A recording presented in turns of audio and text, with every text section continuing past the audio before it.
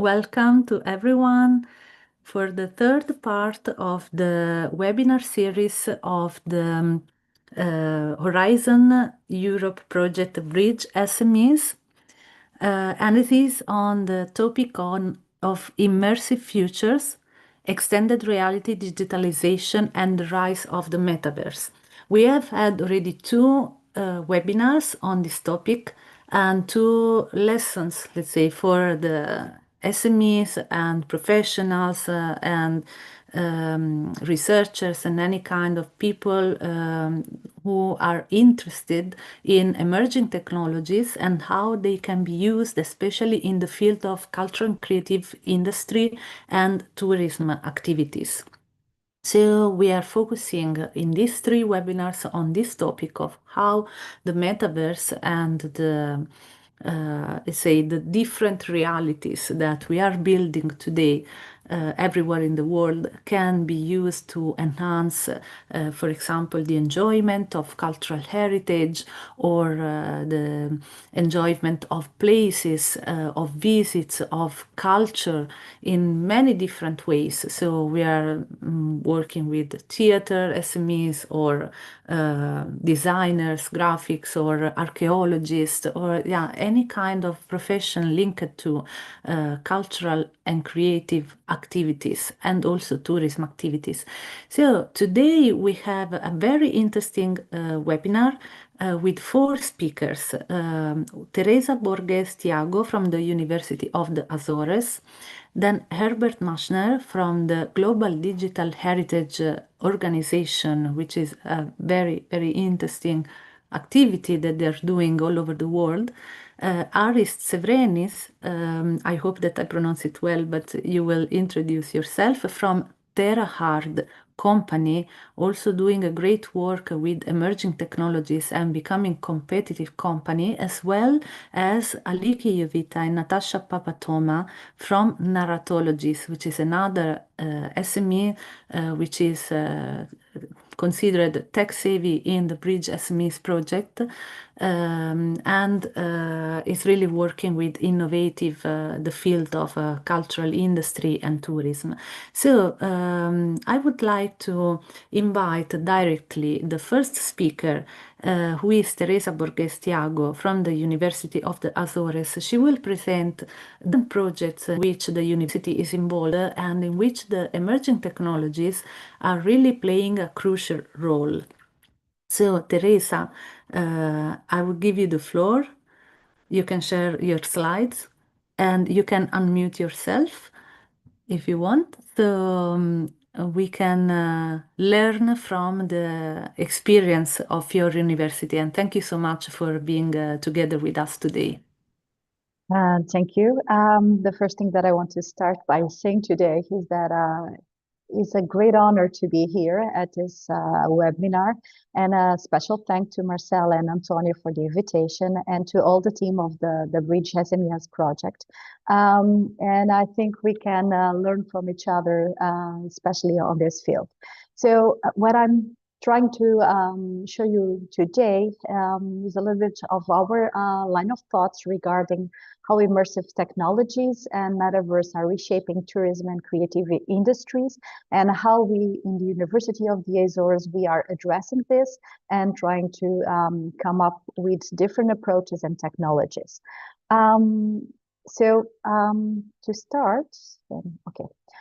Just giving you a brief why we came into this. And the first thing it has to do with the fact that tourism has undergone several profound technology transformation over the past few years, I would say 4 decades, give or take. And since we started with the GDS systems back in the 80s to the entering of internet, and today's revolution, I think we can assist and say that we had 3 major, I would say, eras.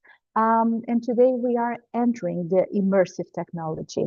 We already have a lot of examples and good examples on this field, but nonetheless, it's still a new field of development and innovation, and not all the organizations are taking full advantage of it. With that in mind, what we did, we simply look into the first three layers of virtual reality, augmented reality, extended reality. And when we look at them, we can see that they are breaking down the traditional barriers between the physical and the digital experience. They are making it more easily and can be experience before the traveling, during the traveling, and even they are giving travelers the potentiality of revisit places, enhance memories, and with that in mind, we can have an increase of overall SMEs income in different phases. And this is quite interesting because the first elements that we have, for instance, with AR, were looked in a strange way, and people would look and say, oh, this doesn't look that easy to monetize. But let me recall you the case of Pokemon Go. I went with my kids to Harvard and in Boston, and what we saw was a group of other tourists that were coming together just to chase a specific Pokemon. And in the meantime, they were learning about the culture of Cambridge as the birth and the place for the University of Harvard. So this is the beginning. But then we enter the metaverse, and as an extended reality with seamless blends between physical and digital environments that tends to create something that it's unique and allows individuals to have different process of socialization, I would say education, that is something that sometimes we forget, and commerce and even tourism. So I would say that we have a powerful real world demonstration that we can, for instance, look when taking, for instance, Toledo Coffee Quest 411 initiative.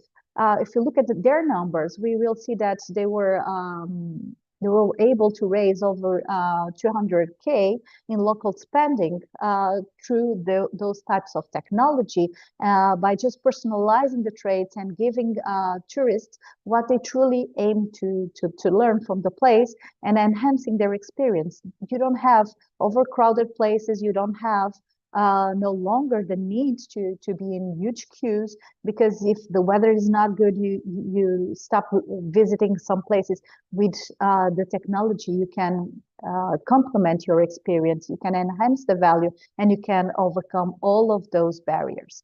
So looking at that as an, I would say, a streamline, we will see that the future is bringing us, and today this is the future, I would say the lower level, that is AI personalization, blockchain and NFTs being used to secure transactions and to even to make it in a more, I would say, gameable way, gamifying everything so people can feel and integrate, and all small things allow us to monetize things that for so long we took for granted as cultural heritage. And the down part of this, I have the haptic feedback. And this is something that we still not having too much, but we already are able to see, for instance, in the future, the Museum of the Future in Dubai, we already have some of those haptic feedback, and those are compelling with the sense and giving us the sense seamless access of technology with the other sense that we have. So we have a full immersive experience. So when we are looking at all of that, let me give you simple examples how this is already being explored. The first one has to do with Notre Dame, and what I just done, I just click a screenshot where we can see the initial of the building and the nowadays what they have. And we can go and move around the constructions and the expositions, not only in Notre Dame, but for instance in Louvre. We can see and visit UNESCO's Tomb that usually is not accessible to everyone in, I would say, in a glance. But I would say that for SMEs, this also can bring along another potential that sometimes is completely neglected, because we tend to see and look in true consumer eyes. And I want to call your attention to firms' perspective, internal one, the internal clients, because we can do a lot of employee training, role modeling, through the use of these technologies, enhancing the process, training faster and with lower expenses in a way that everyone receives exactly the same. So what is the truly strategic implications for tourism and creative industries? I would say that early critical adoption will be something that we need to look. Not everyone will come up to platforms like this. This is not as straightforward. Everyone likes to say that they love technology, but nonetheless, technology doesn't come easily to everyone. So we will need to do it in a complementary way, integrating immersive tech in a way that the visitors can have it as almost as a flu experience. And to do so, we will need to build ecosystems. And these ecosystems need to congregate technology firms, culture and tourism sectors, making sure that we are able to reach that. So our first project that I want to share with you, it's I3 project that is being funded by European Union. It's called Meta Heritage. And what we try to do in this project, the first glance is to map all the heritage routes that were available, not in a formal way, but in an informal way, because sometimes people do those trips with a purpose and we tend to neglect that. And then try to test some metaverse integration in order to understand the potential of that synergy. And then, and I would say the baseline of all these projects, I would say that it's to build up a collaborative platforms that connect all the players, especially those that are smaller players in this process. So all of you that want to join us, just scan the QR code and you can map yourself in the European map. So you can belong not only to this network of this project, but to future projects and networks. Why this all is quite important to us? Because we think that with, I would say, the increase of tourism flows around the world, we tend to lose our identity if we don't take care of it, if we don't try to find the authenticity underlying it. So we need to be able to have interactive storytelling so people can interact and understand, but not destroy the value when they are consuming the product itself. But this also allows personalized tourist hybrid experience and even data-driven insights, because tourists tend to leave a lot of, I would say, breadcrumbs that we need to understand and see how we can work around that. And this leads us to the other two projects that I want to share with you. The other ones are InTrace, and InTrace is going back to the roots. And because one of the things that we notice is that most students and teachers that teach about cultural heritage don't know much about tourism, and those that speak about tourism know about the cultural heritage, but only from their region. So we want to enlarge the level of digital contents available so people from different regions can explore and promote this digital integration. My time, it's a pilot project that is starting at this point that will congregate the VR and augmented reality with gastronomy, taking tourists from their the places, the special, in this case, has to do with monasteries and how the practice were inside the monasteries and how to move along. So in the end of the experience, the tourist can go to specific coffees and restaurants and taste the history that he already got to know in a deeper and I would say interesting manner. So what are the benefits and challenge of all of this? I would say that the first thing that has to do, it's engagement. If we don't engage SMEs from the different sectors, if we don't put all the firms, the small firms working and talking about the same content, it will be quite difficult to then promote and create an engaging solution to tourists. So the first layer is up to us. It's up to create a platform that allow people to collaborate and to create something bigger. And I would say that's the biggest challenge doesn't have to do with only technology adoption gap, but I would say that has to do sometimes with the infrastructure requirements, because depending on the country, you will have different levels of development, you will have different approaches. So this may be one of the things. But I don't want to take much of your time because, you know, my minutes are running out. And I promised Antonio that I will keep up with my time. So I just want to share with you my last thoughts about it. And my last thoughts comes with three numbers. And the first one has to do with transformative force. We see a lot of climate change and sustainability concerns. Let me tell you that by adopting this, we may be able to reduce 75% the carbon reduction. In terms of estimation emissions, when you have virtual experience instead of having all the travel and physical experience. So if you can complement, we will access and allow a lot more people to experience and lowering the impact. The second number that I want to share with you has to do with the expanding the possibilities, because we can see that the metaverse market potential, it's around $800 billion of income in new projects, in new initiatives. So it's a question of leading the innovation that it's the trigger now. We need to look at this and understand that the transformation is on the way.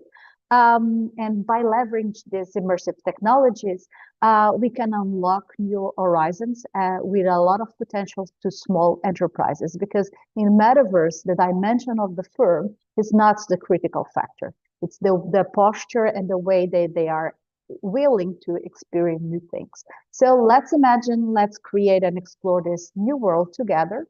I will stop now and I will be here for questions and comments after this. Thank you for your attention. Thank you so much, Teresa, for this amazing overview of the activities that you're doing at the University of the Azores. I see it's also more like creating completely new experience and enhance maybe the experience that we have for those technologies, but really we can enable more people to access certain places, certain ways of enjoying culture, and also really creating a totally different experience today. So yeah, thank you for all your interesting information that you shared. And I see also from the public there is a lot of attention. We have a question. How can accessibility and the democratization of cultural heritage be ensured? So I don't know if you want to answer now or later. As you prefer.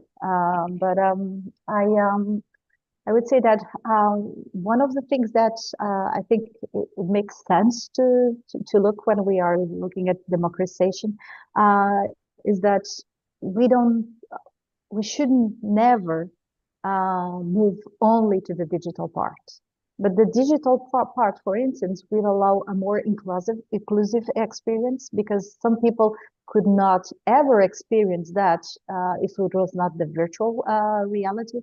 Imagine some people that don't have the same level of, I would say, monetary conditions to travel around the world, but they would like to be enriched. So this is, I would say, a first step in terms of the democratization of the process.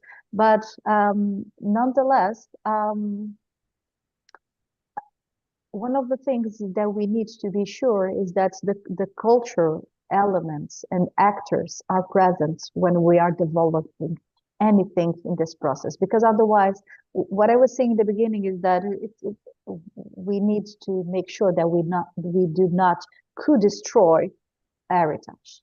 And to not co-destroy, we need to have all the players together, making sure that everyone can access the cultural dimension, but in a, I would say, curated manner. I don't know, Marcel, if that goes in your idea or question. I don't know if I reached it specifically. Something that I didn't mention is that one of the potentials here is to work alongside with digital twins, where you can mimic the reality and make sure that in a certain way you safeguard all of the dimensions in a way that you don't lose that authenticity, the power, I would say the cultural dimensions. Thank you so much. So maybe we can continue also later this discussion if the other speakers also want to add anything. And now I would like to invite the next speakers, Herbert Maschner from the Global Digital Heritage Organization.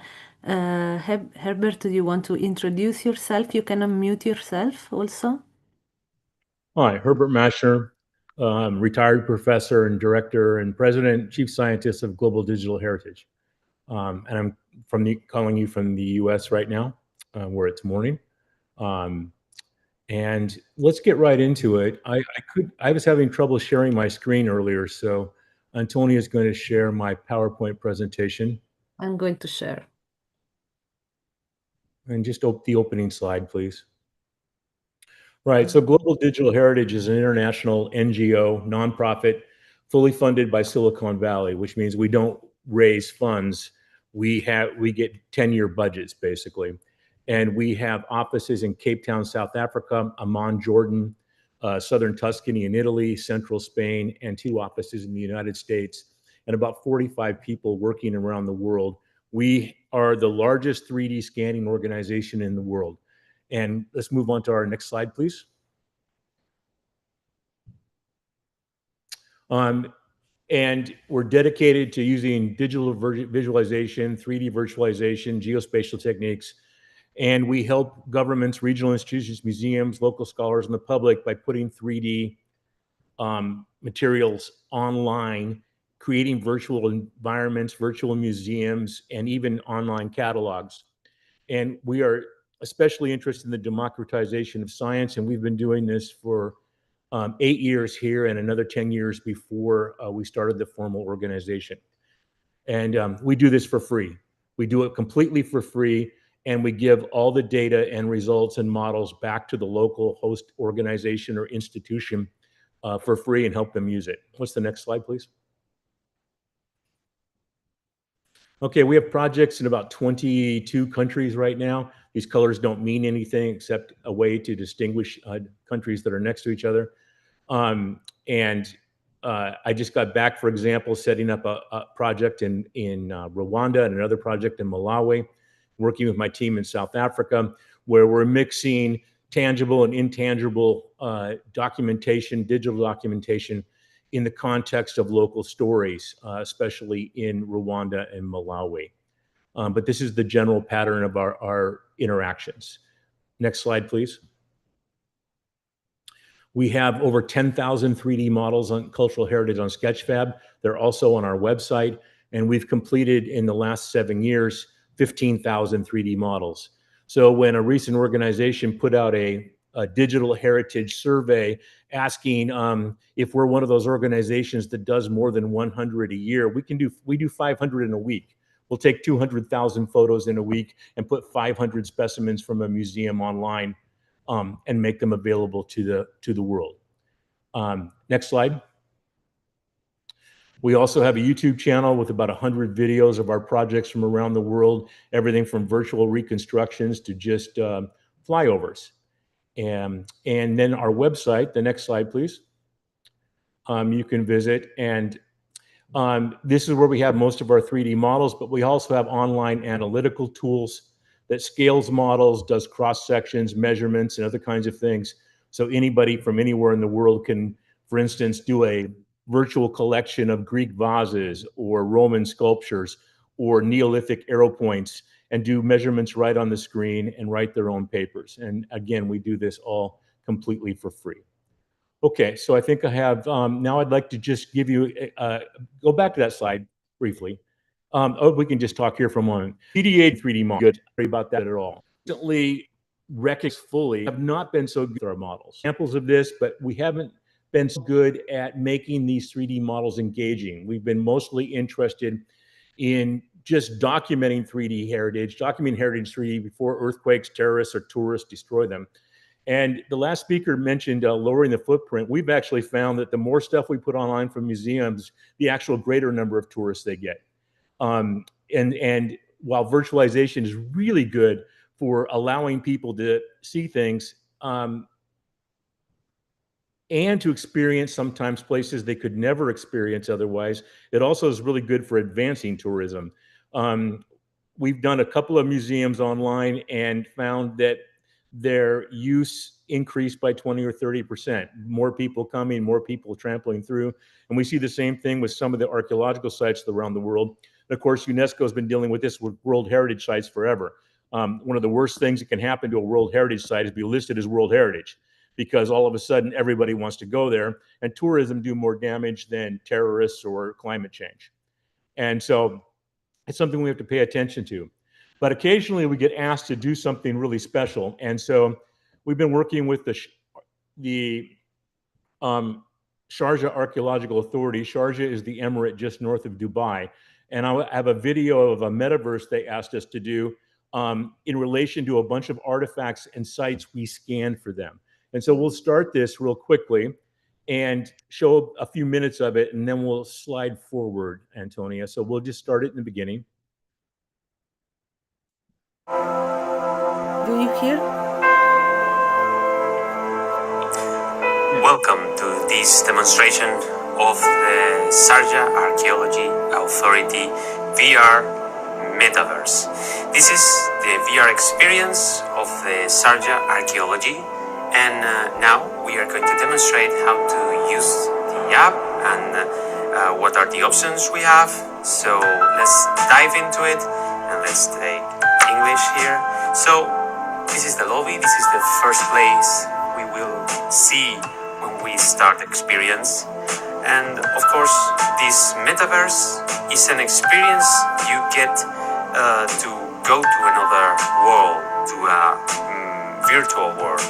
And we have some different categories. We have the catalog, we have the experiences here. So this is why this is a metaverse, because we have some different experiences, some different things we can do in the virtual world, some things that we won't be able to do in the real world. This is the most important part of this metaverse VR experience. This is for all the people. This is for kids, this is for adults, for families, and also for historians, archaeologists, for all researchers that want to know more about the archaeology of Sharjah, the pieces, and also the experiences we will live here in the metaverse. So let's start. Let's go to the catalog. Let's press here. And now it's loading. Let's hear. Welcome to the Sharjah Archaeology Catalogue. Here you will be able to inspect in detail the pieces found at the sites. If you look on your left-hand side, you can find a way to filter them by category. You can pick up the pieces for a closer look and use the joystick to move the carousel forward.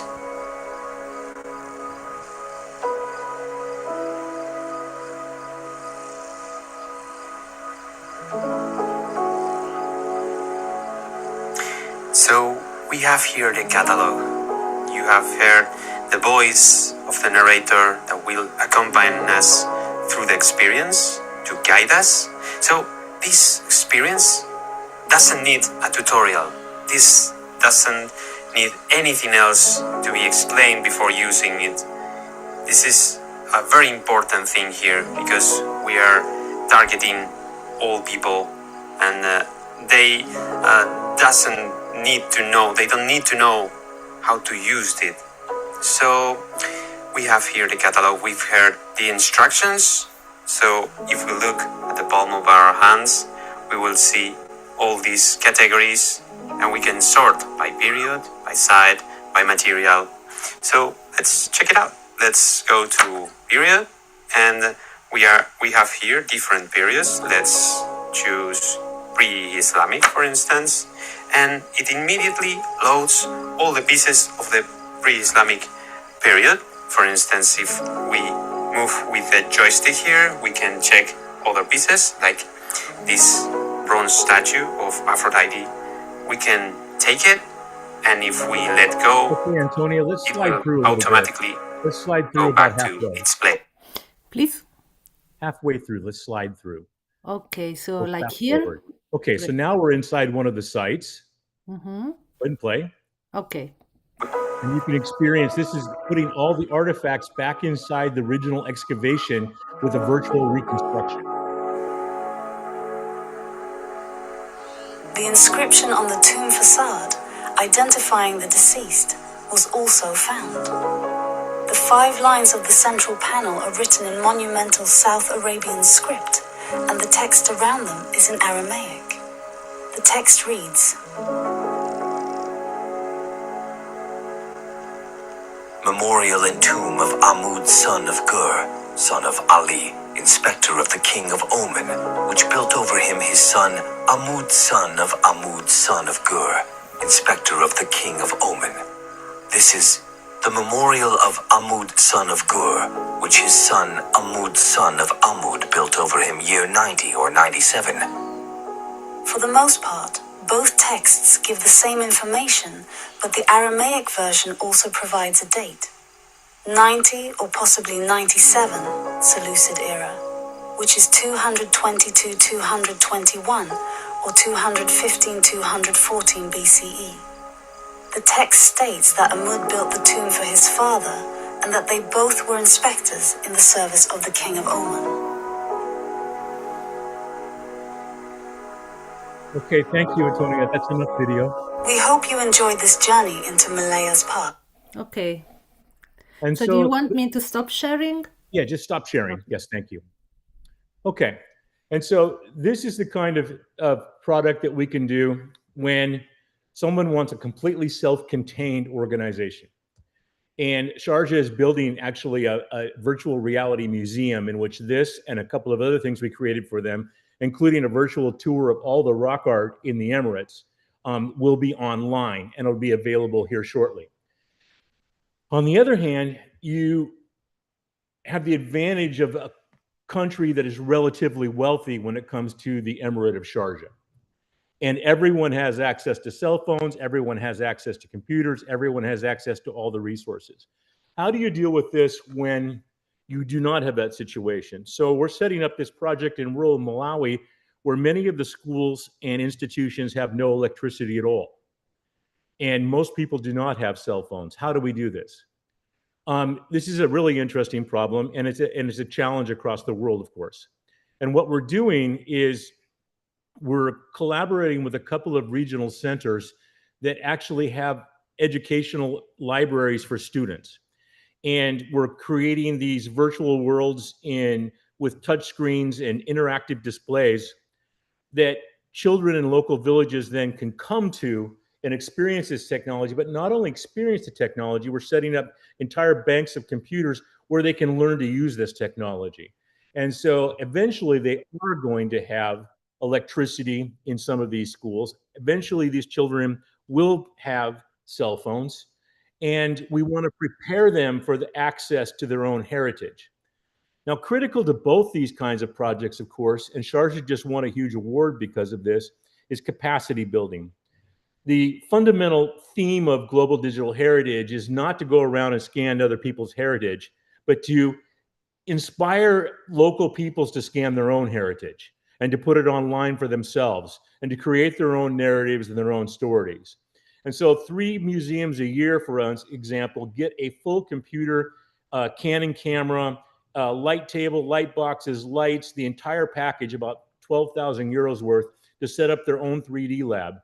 Then we go there, scan a bunch of their stuff with them, train all their people to do it, and then provide free online support for capacity building so they can start putting their own heritage online. And this includes video capability.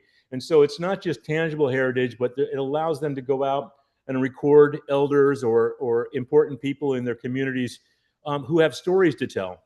And we put them online in multiple languages, whether it be Arabic or Chewa or whatever language we happen to be participating in. And so that's kind of an overview of what we're trying to do with the metaverse in global digital heritage, make the transition from just an organization that does 3D models to an organization that does immersive stories that contribute directly to the local people from which those stories arise. Thank you.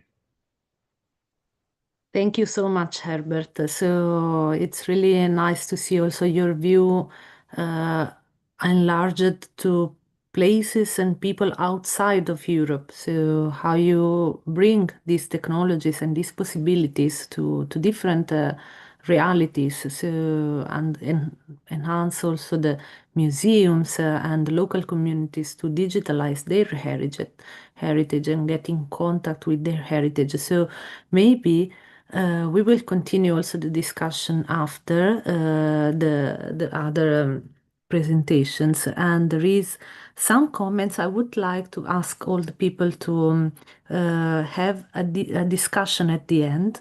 Okay, so I would encourage everyone also to continue sharing in the chat, which is going very lively today. So, thank you so much, Herbert, for now. And I would like to invite now the next speaker of today, who is Aris Tsevrenis from Terahard company, which is one of the companies included in the BRIDGESMEs project as the tech-savvy organization. So companies that are innovating in the field of emerging technologies and Industry 5.0 and who can really bring an added value to other companies to learn from them. So Aris, you can unmute yourself. Yes, you're there. Good. So and the floor is yours. Thank you, Antonia. Thank you very much for the introduction, and thank you very much for inviting me here today. So I'm going to share a presentation of some of the projects that we've done in the past. In general, like as the previous speakers, we are usually the company that is getting hired by their universities or, you know, like SMEs or bigger companies to actually develop like a number of like either, you know, AR, XR, activities, but also interactive applications in the sense of like not just gamification, because gamification is like most like a buzzword nowadays, but actually like giving the interaction that is needed to create like a much more robust experience so that people like both understand. And I think it was also in the previous call that we had where we said like when you eat something interactive, you're going to remember it like for a long time afterwards. Whereas if it's just a video, you might forget very fast. So as a company, we do both actual games that, you know, you play on your mobile phone, that you play on, you know, on PC, Steam, etc., or also on consoles. But since like 2012, where we started as a company, we also build and use this technology very close with companies that either have nothing to do with such modernization, and we use those technologies which are usually locked behind like, you know, interactive games and experiences, and we try to bring them to, you know, as close as it is to, you know, now it's 2025, for example. So yeah, let me share my screen so we can start with that. Hopefully it's gonna work just like the example, the tests. Okay, hopefully get it. So basically, we have two companies. One company is based in UK. That's where we started 13 years ago. And recently, we also started a company in Greece. I think it was 2 or 3 years ago. We are a company that has been working from home since 2012. So, you know, COVID didn't really affect us. It was just another day. And we've also had like the privilege of working in-house for many studios because we were flexible since the get-go. Now, Terahard UK is housing a number of people from all over the world, and Terahard Greece is actually, like a sister company that houses basically the Greek aspect of this, and actually the European now that Brexit has happened. So today I'm going to speak about beyond the physical, and how we give actually extra worth and value to physical areas or objects by actually digitizing the value that they already have as a physical object. So our team is like 30 plus. We are an SME, and we have been an SME for a while. And the idea is that either we get hired by some people that have ideas that don't know how to build, or whether someone actually knows how to build but they're trying to make it more modern. And we do the full cycle of development. We use Unity as our engine, which is like a 3D engine that allows, I think, even the predecessors who spoke, the interactive aspect of the experience. And we do, as I mentioned before, like VR, AR, mobile, console, PC, web, everything. And we can provide like art direction, as well as other like artistic inputs to the applications. So I'm gonna share now two projects. It's gonna be mostly videos. I'm gonna be explaining what I'm showing, but I think I'm gonna let like our work do most of the talking. The main thing and the first experience is basically for Dubai, which was educational. You can call it a digital double, but it was much more than that. And it was basically an umbrella of 50 plus projects. We had 50 games and other experiences embedded into this project, which was a new park that was built in 2020, or was being built in 2020 in Dubai, that was promoting clean energy and basically using this magnificent building to actually populate and self-sustain the whole park. So I'm going to show you a video of what we did for this, and then I can explain a bit more about it. Hopefully the audio plays.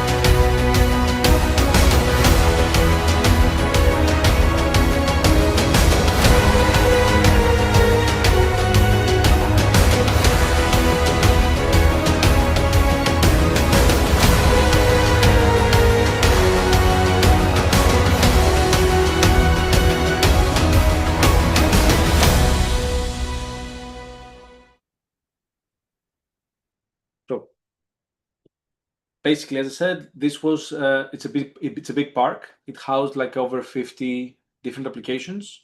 You could see some of them. There were also like multi-user.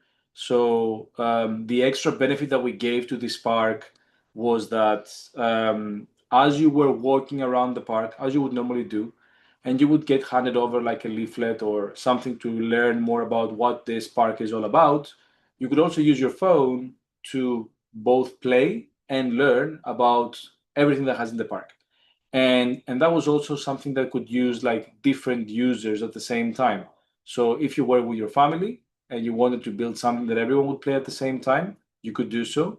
Then you would leave, for example, you can see on the right like a reef. We were building we allowed building reefs, your own reef, and then like different passerbys could actually see your work and just enjoy, add their own corals to your reef and make it like a collaborative experience. So this is a very big project. It spanned over 3 years, and I think it's still live right now.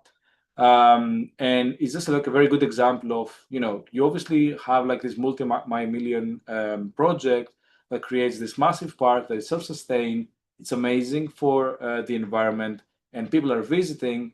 But from one side, when COVID happened, and it was actually middle of the development for this, people couldn't visit. So by making the digital experience, people could actually visit, even though they didn't manage to actually, be there in person. I think now it's obviously a much more common thing post-COVID, but we did give extra value to this park, which stays up until today. Apart from this, it's basically everyone who actually visits in person.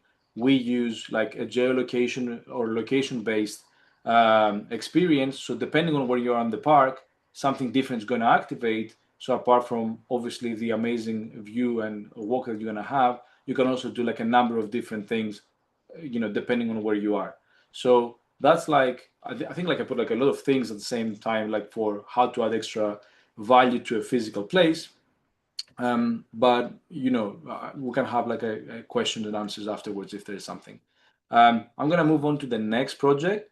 Again, like you saw it definitely in the first video about how you can something like very easily call it gamification of an experience in a park.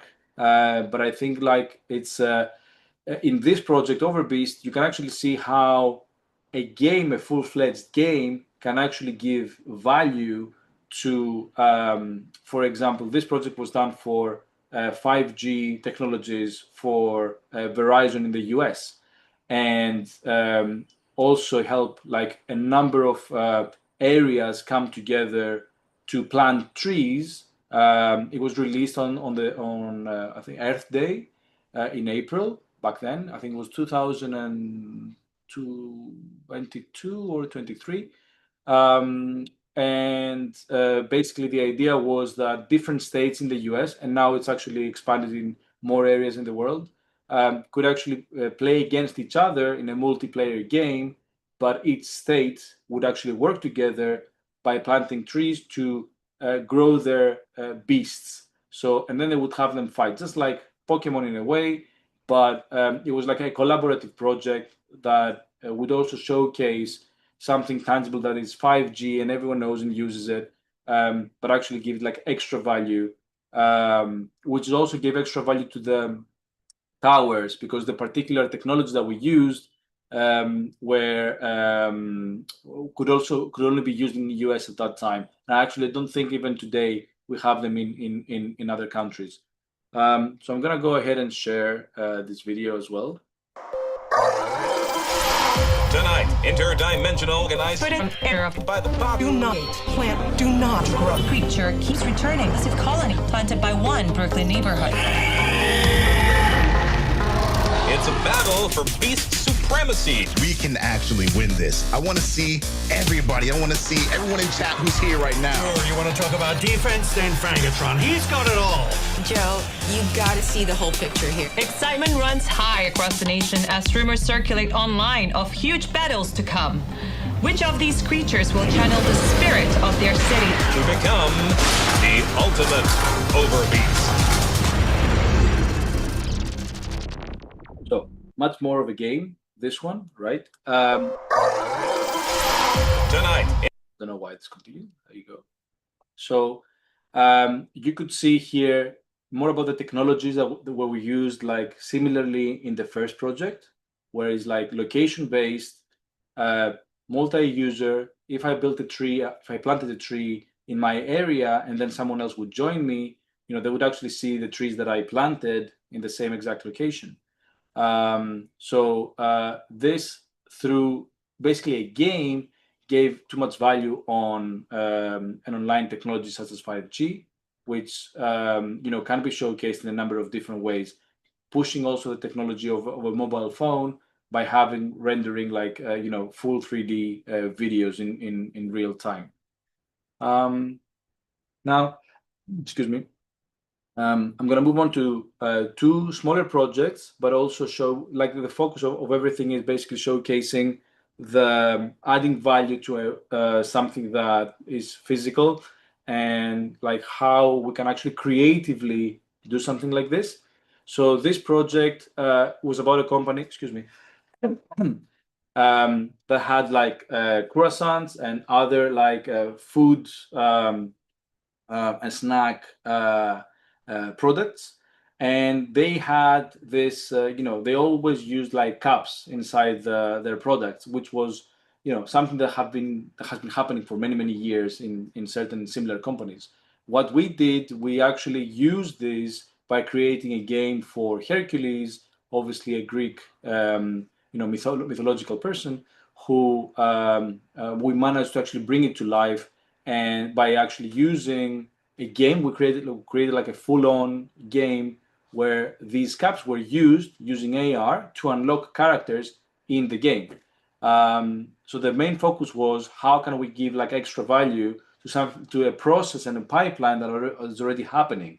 And this was what we came up with. We used the exact same process because like we had like different factories working together to reach the final consumer already, and we just had to do this without affecting any of that. We created our own process for this world. We made like about 100 different characters, and they could unlock them by actually buying the products of this company.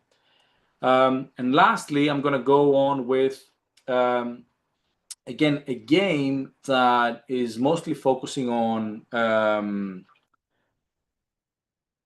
understanding certain aspects of Africa and how ivory hunting is happening.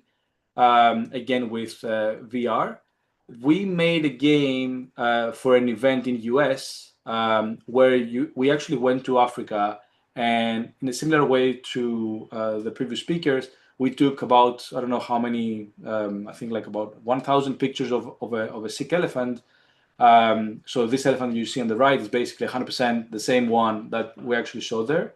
We turned him into 3D, and then we did like the interactive aspect to do the process of healing the elephant and taking care of the elephant. And that way you could actually, not just by, playing a game, but you also understand the realities of the world in Africa and ivory hunting. So I just attending an event. It was a charity event in New York where a lot of people and celebrities attended to donate for ivory hunting, obviously against ivory hunting. And we did like this virtual experience to showcase the actual, what actually is happening there and what people have to do to the, targeted elephants after the fact. So, these games have, different kinds of values, and these technologies have different kinds of value depending on how you target and how you shape them, and who you target. So in many different ways, as I talked before, you could actually see our work done by an area, just like a park. You could see it, in an online game through your phone and see improve digital technology. Thirdly, you can see it like by actual physical products that you eat, and finally, understanding of actual realities that happen in the world in a more interactive way with certain creativity. Thank you very much. Thank you, Aris.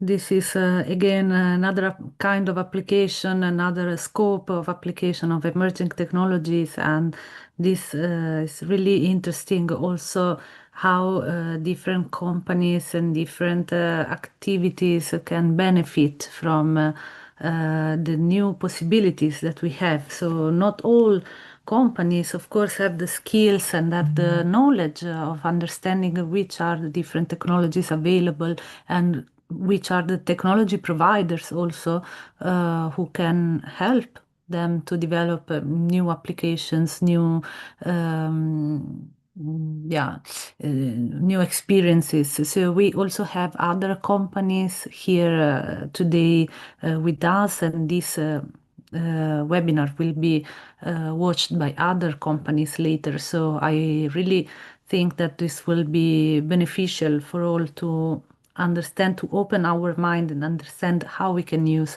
the different opportunities of today for enhancing the competitiveness also of the SMEs and in general innovation ecosystem at European level in general.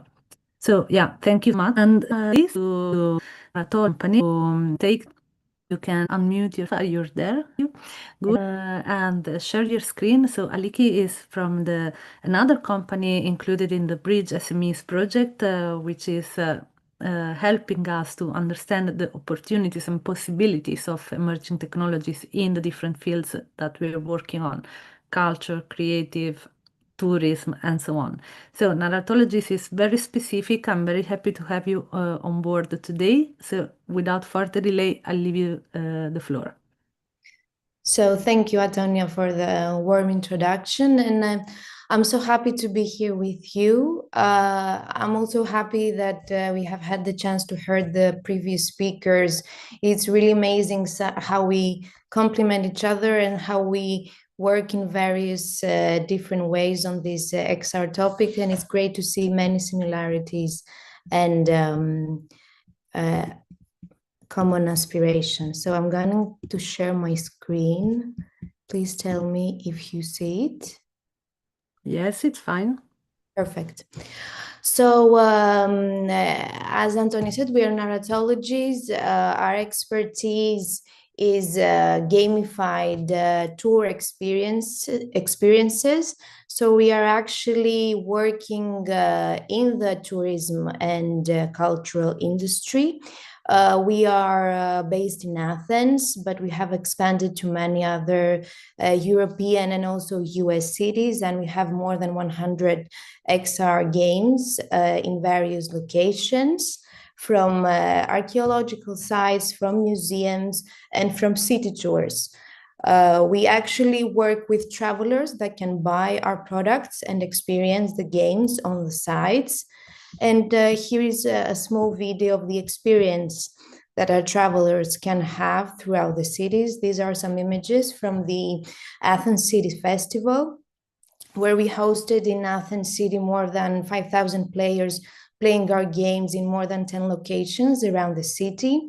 What we would like to actually promote is the hybridity. We believe that the future of touristic experiences, of cultural experiences, is hybrid.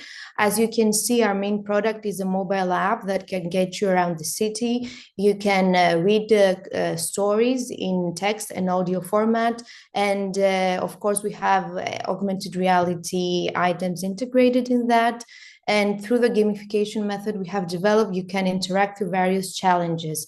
Our goal is for our users to be able to experience the environment around them and to educate them over the local stories and local hidden gems of each city.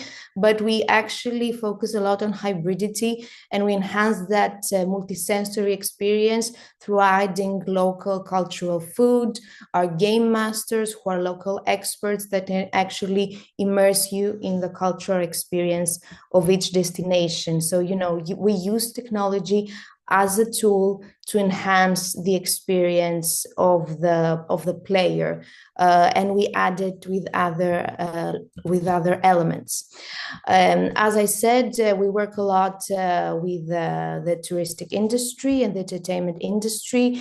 We distribute our products to various online travel agencies, and each year we attend various exhibitions, global tourism and events exhibitions. And we are very happy to work apart from our B2C clients. We have a lot of corporate clients with whom we do corporate events. And we also work with local travel agencies that want to create this kind of immersive experiences. We work with them in a SaaS model like experience providers. They provide the content and we give them the tools so that we can develop together new touristic products. We also work a lot with cultural institutions and museums that we develop products together, and other institutions like, for example, the Athens International Airport, with whom we have developed gamified experiences inside the premises of the airport. And we are happy that today we have more than 500,000 users all around the globe. The age demographics are interesting because We are focused more on millennial families, so not so much Gen Zs as we have expected at the beginning. But it's interesting to see that a lot of users get this aspect of education and learning new things through our experiences. As we also work a lot with schools, that we do a lot of educational events.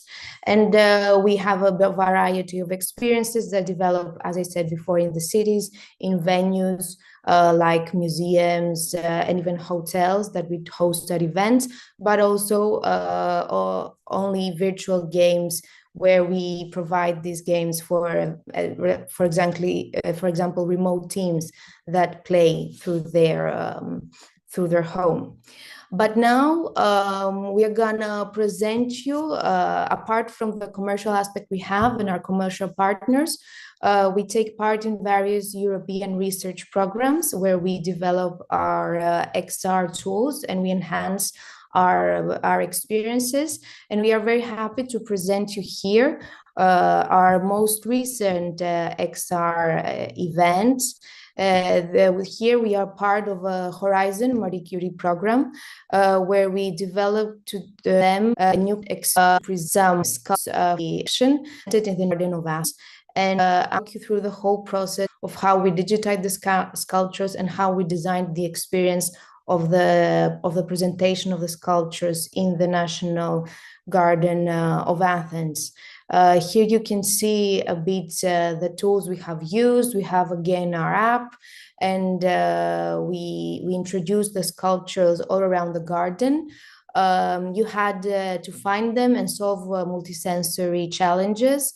So again, this hybridity aspect, apart from the app and the AR elements, we introduced like physical challenges in prop to enhance the whole experience. We are very happy as we have more than 150 families playing the game.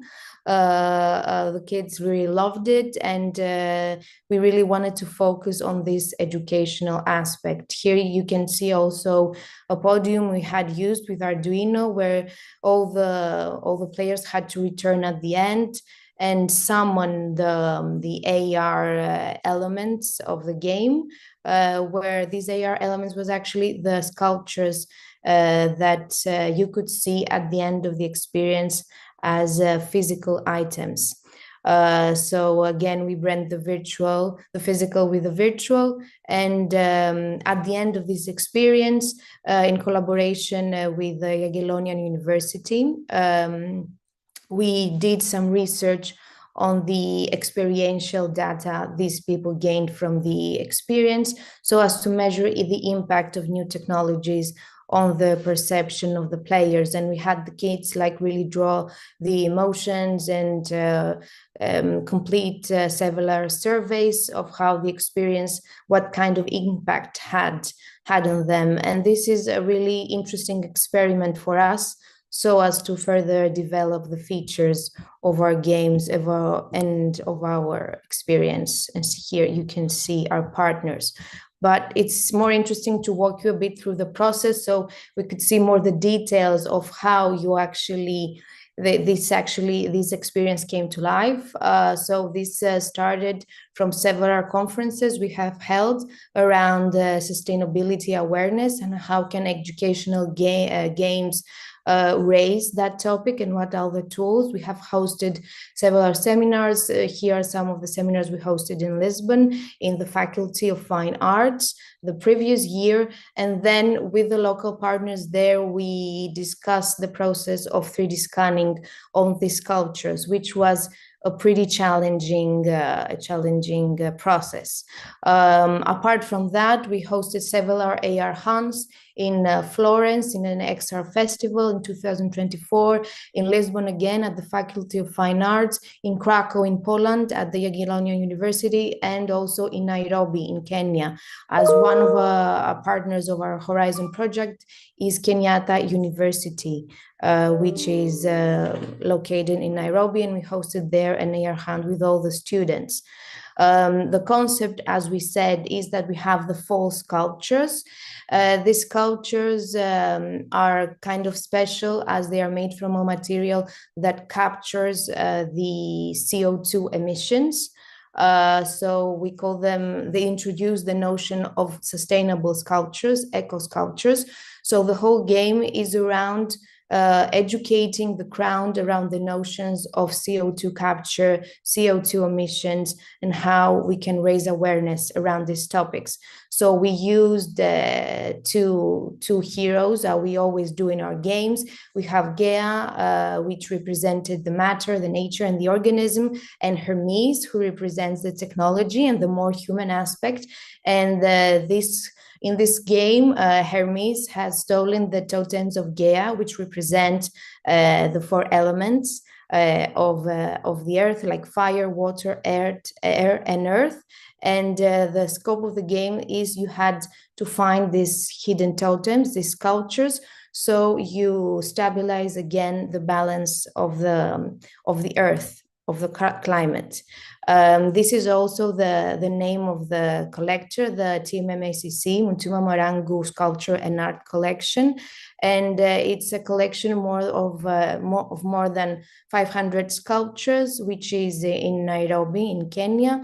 And this was the first experiment we started with them, like trying to digitize them and to bring them to the crowd. What's interesting also to share with you is that trying to digitize like shiny black objects was not an easy process. As you know, the process of photogrammetry or of spraying these sculptures or sticking markers of them was not possible, as they are really valuable artifacts. So we had to use blue laser scanners so as to be able to produce really high fidelity objects.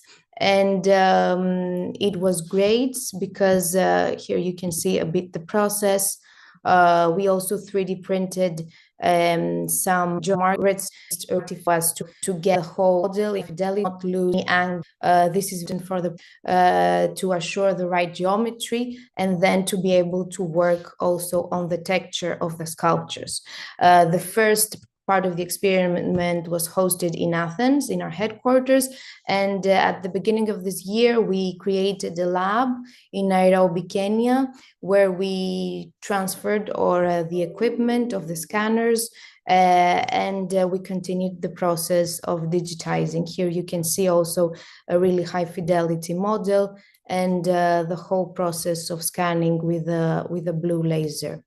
Also, you can see a dark room is needed so as to be able to control the light. That is very important for the scanning process.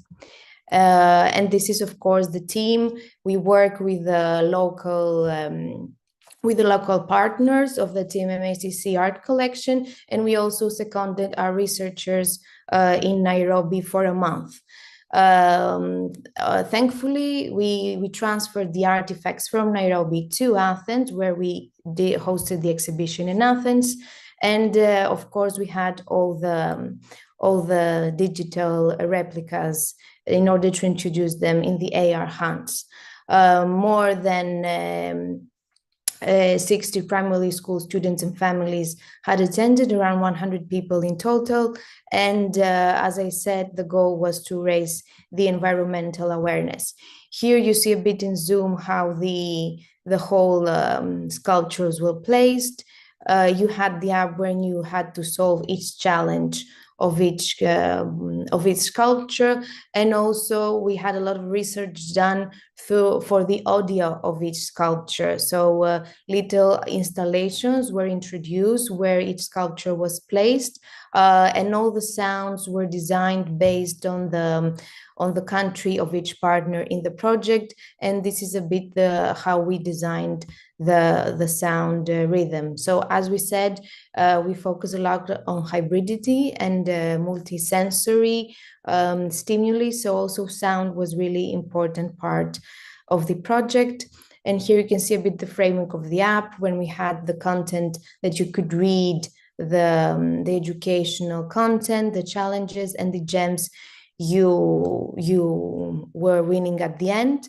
And here are again the senses, the 5 senses that we wanted to activate. We had, of course, also the physical props where big boxes were placed in the garden, and each one you could activate a different sense. And also one challenge was a VR challenge in the app. When you could open a VR portal, you were transferred to a VR climate disaster in different countries. And these were all elements that you had to collect so you could input at the end at the Arduino podium. These are the QR markers that were spread also around the garden. There were the sculptures fragmented in pieces, and if you collected them all, you got at the end the AR artifact of the sculpture and the name of the sculptor who made it. And these were the answers so as you could win the game. Here you can see the podiums. They were made by Arduino, so you could interact with them. And this is a bit some images from the process of the research project. And at the end, when you got right the name of the sculpture and when it was hidden, you place the artifact at the podium and you could get the AR replica of the sculpture. And this was a preparation. So at the end, you could see the physical sculptures and find them at the hidden location when we told you at the garden. Also, for all the AR models, we have created our own server, our own infrastructure to host it. And all the podiums for the sculptures was specifically designed for kids at the right height and adjusted, so I was be able to, as this was an educational experience, to be able to experience them from a right height and from a right perspective. In the last part of the experiment, the Jagiellonian University, some aesthetic philosophers from Krakow actually developed this research when we gathered their data, and all the kids actually were able to give their input over their experience. And of course, at the end, as we do in all our experiences, we had the winners. So we brought some gifts from Kenya. The winners were giving Kenyan Monopoly and other gifts like coffee and tea. And this is how our experience ended. We hosted the event with 15 people, our game masters, and the researchers from Poland and Africa. And here you can see the video and learn more information about the project. Thank you so much, Aliki. That was super interesting. And yeah, all the public, I think, is very interested in this application. Yes, feel free to ask whether questions. We are very happy to answer everything. And we are very happy also for new collaborations. As we see, we have a lot in common with many partners. Yeah, exactly. So this is also an occasion to make known your activities and to get in touch with other companies and other professionals who are also participating today. So now I would like to use the last 10 minutes for a little discussion if you want. So I would like to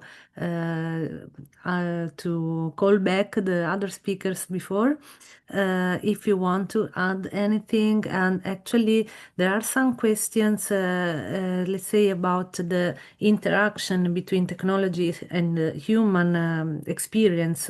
And yeah, we have seen some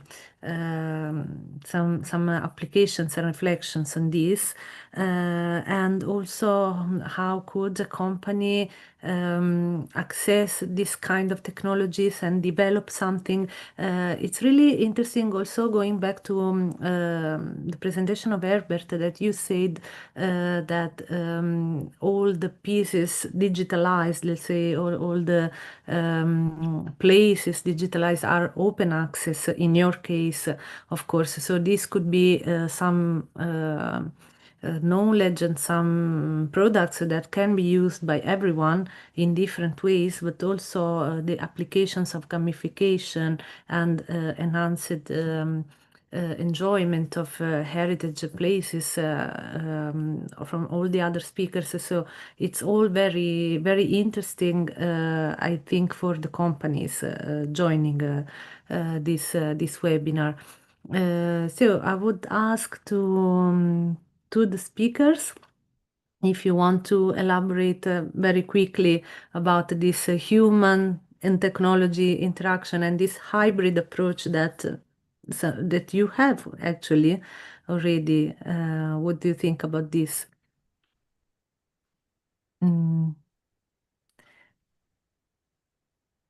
I would ask to everyone. So maybe I will start with Teresa again, and then we go around with all the speakers.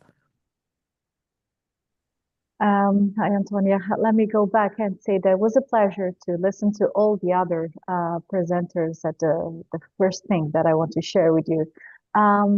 Because I think that if we took each of the presentations together, we will have an alignment in between the concepts and taking into consideration all the difference that we may incur when applying these technologies and how to engage people and how to allow everyone to use it and explore it in the right way. Herbert was pointing out something that sometimes we neglect, that not all of us are able to use and explore technology in the same way. I think that some of the solutions that were presented here today could also move to the physical aspect, and that will also be a challenge. How to, I would say, integrate the physical and the digital when the digital is more predominant than the physical one. And this, I think, would be a route to keep this conversation ongoing. I think that today was a good step forward, but there's a lot of things to reflect on this matter and how to integrate everything and how to assemble, I would say, a compelling solution that allows to create effectively value to all the players.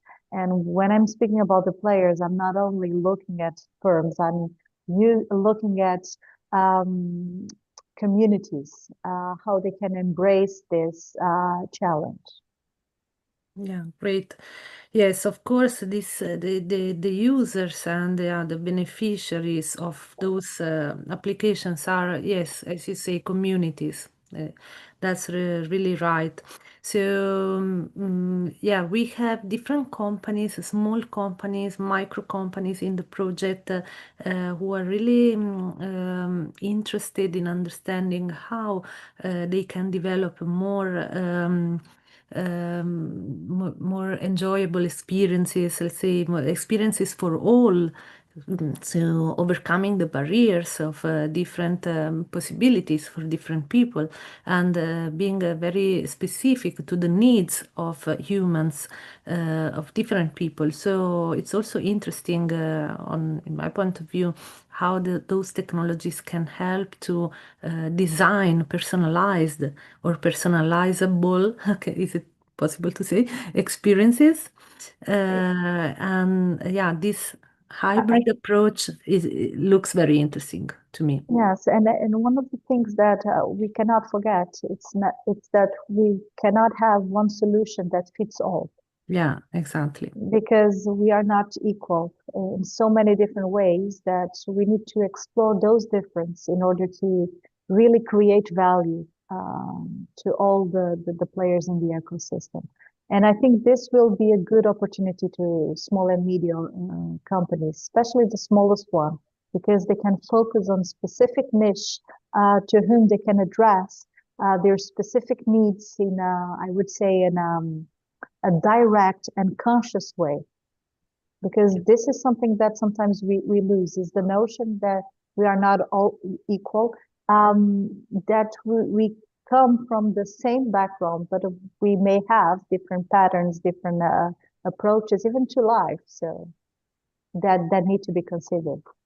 Yeah, that's really one of the most important opportunities, and in the context of Industry 5.0, in which the human-centered approach is really key, these considerations are very, very important. So yeah, thank you, Teresa, for your contribution. I don't know if Herbert and Aris would like to...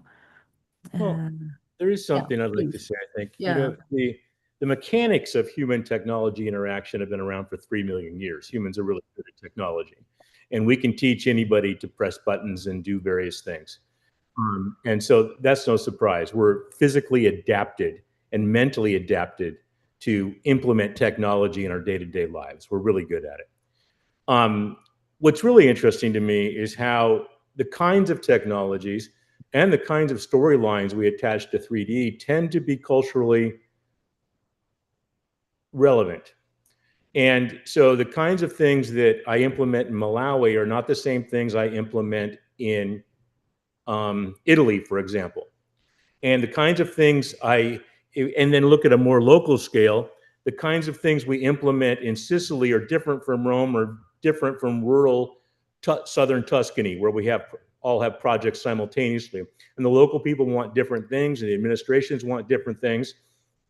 And then if you just look at my Mount Amiata project near Arcidosso, between Grosseto and Siena, each town on Mount Amiata wants different things from the virtual experience.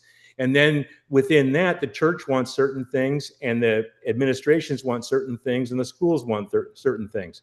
And so there's the biggest failure of companies getting involved in these technologies is thinking that their brilliant computer programmers know better than the local people that they're going to serve.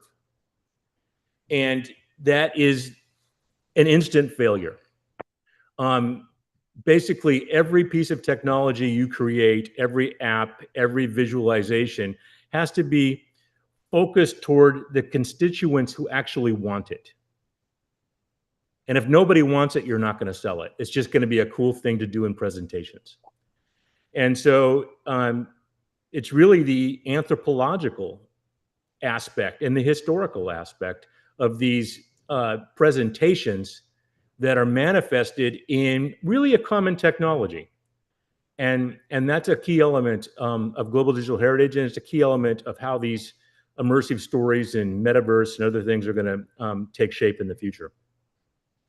Yeah, thank you so much for these very important reflections.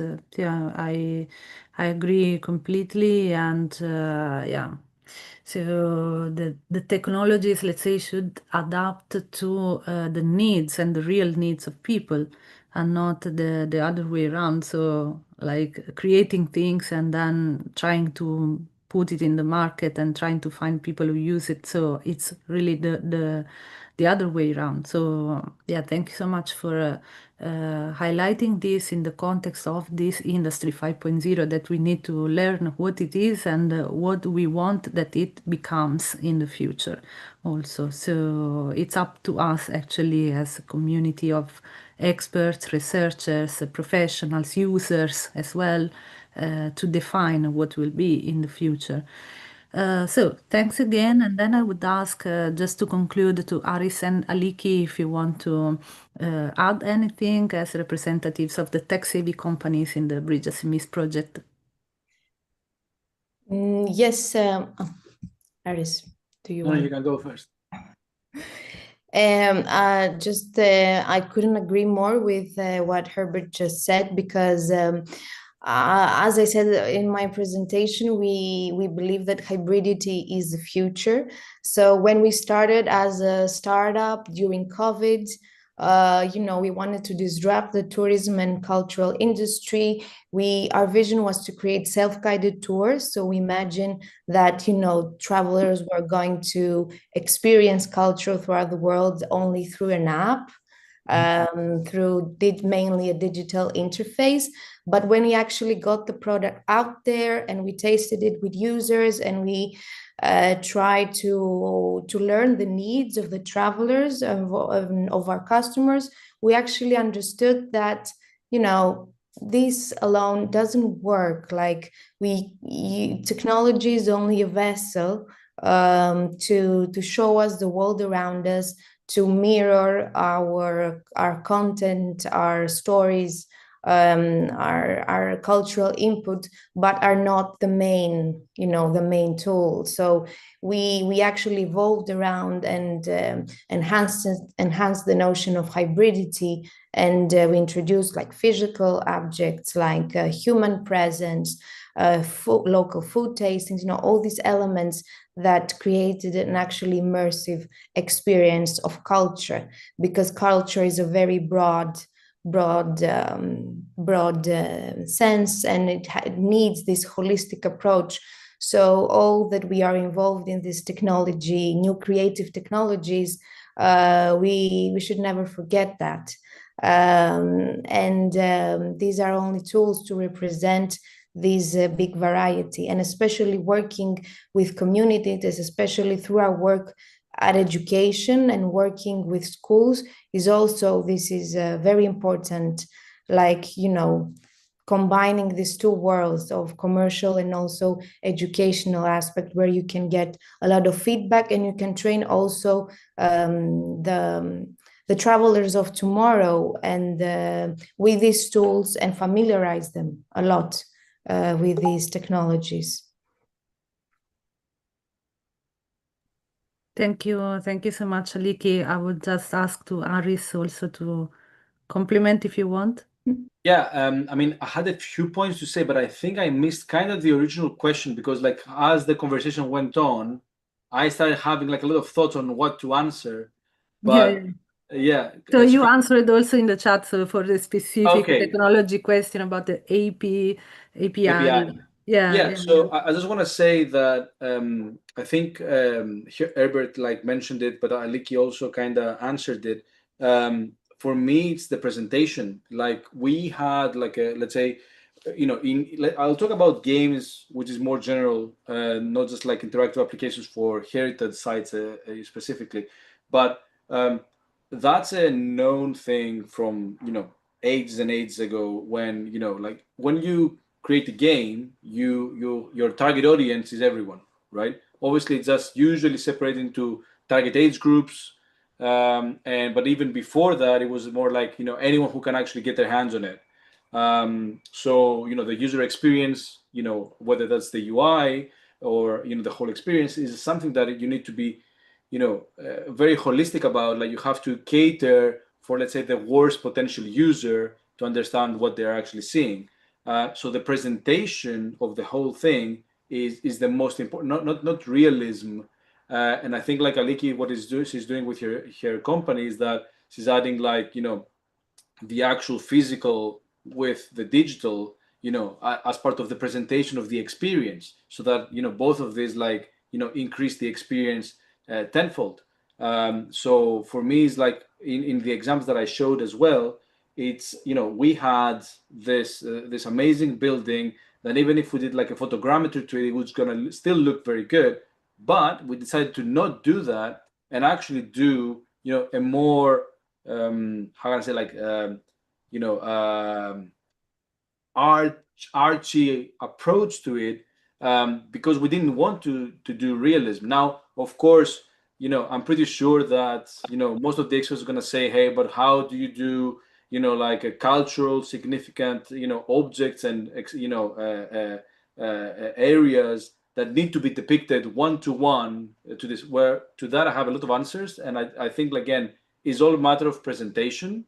Depends on the project, it depends on the target audience, but you need to make sure you understand who the audience is to create the way to present it. And specifically, like it doesn't really matter on just the technology that you have at hand, but how you use that technology to show it and present it to the right people. Hopefully I answered. Yeah, thank you so much, Iris, also for and Aliki for your further reflections. So I'm really happy to have had the opportunity to have you in this webinar today, all of you, and really thanks to all the participants for the lively discussion that we have also in the background in our chat, and for you to answer to all the questions. There is a final comment from a colleague, Patricia from CNR, that we need more user experience researchers. Yes, I also agree on that, and maybe some new education paths, new training. So this is something that we are trying to build inside the CNR, and also together in collaboration with the different companies within the BRIDGESMEs project. So the whole things that we have learned during those webinars are planned to become a training course, an introduction to extended reality, metaverse, and immersive